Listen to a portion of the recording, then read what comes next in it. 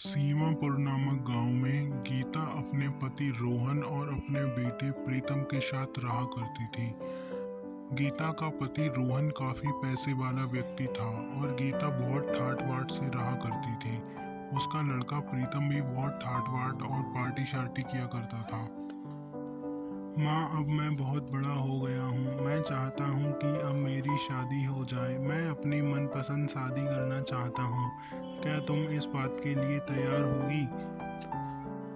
और तैयार हो या ना हो, मुझे करनी तो शादी अपनी पसंद की ही है। प्रीतम, तुम्हें शादी मेरी और तुम्हारे पापा की पसंद से ही करनी पड़ेगी, नहीं तो तुम्हारे पापा तुम्हें तुम्हारी जायदाद से बेदखल कर देंगे। इस बात को तुम मेरी हमेशा याद रखना। प्रीतम अपनी जिद पर अड़ा रहा। प्रीतम ने अपनी पसंद से शादी भी कर ली।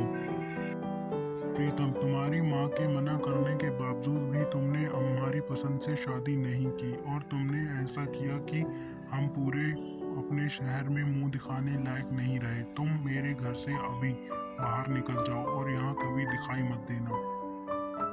प्रीतम और प्रीतम की पत्नी शीता दोनों शहर चले गए। शहर में जाकर उन्होंने अपने लिए किराए पर एक घर लिया और वहीं आराम से रहने लगे थे।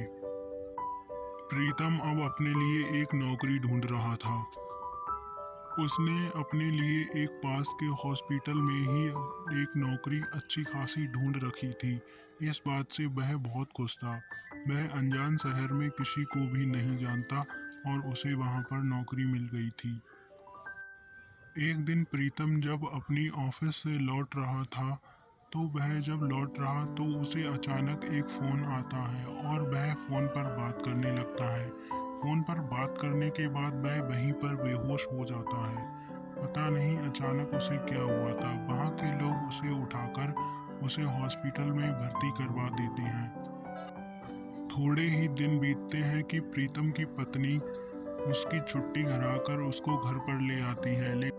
प्रीतम, मैं खुद का अपना बिजनेस स्टार्ट करना चाहती हूँ। क्या तुम मेरा साथ दोगे मेरा बिजनेस स्टार्ट करने में? प्रीतम हाँ कर देता है। अगले दिन से ही प्रीतम की पत्नी अपना मोमोज का स्टॉल बाजार में जाकर लगाने लगती है। उसके 2 ग्राहक सबसे पहले होते हैं जो उसके मोमोज खाकर काफ़ी खुश होते हैं और उसके मोमोज की काफ़ी तारीफें भी करते हैं।